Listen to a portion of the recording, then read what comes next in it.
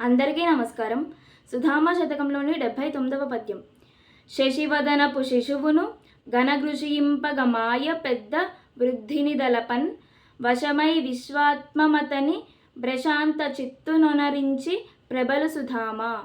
శశివదనము శిశువునున్ చంద్రబింబాకారములోనున్న ముఖము కలిగిన చంటి పాపను కనన్ చూడగా మాయ కృషింపగన్ చుట్టుకొనిన మాయ యొక్క ఆవరణము తొలగగా ఒకానొక పెద్ద వృద్ధిని తలపన్ అభివృద్ధిని పురోగతిని గురించిన ఆలోచనలు చేయగా విశ్వ ఆత్మము విశ్వమంతటును పరుచుకొనిన పరమాత్మతత్వము విశ్వము అయి ఆ విధముగా తలుచుకొను వృద్ధునకు లొంగి అతనిన్ ఆ పెద్దను వృద్ధును ప్రశాంత చిత్తున్ శాంతిని పొందిన మనస్సు కలవానిగా ఒనరించి చేసి కావించి ప్రబలున్ వర్ధిల్లును అతిశయించును వృద్ధి చెందును ప్రకాశించును.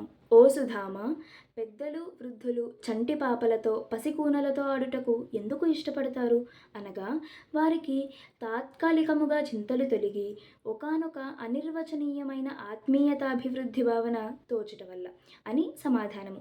అట్టి స్థితిలో ఉన్న పెద్దకు విశ్వాత్మము అవలీలగా వశమై అజ్ఞానాన్ని అంతము చేయునట్టి చైతన్యవంతునిగా చేయును సుమా.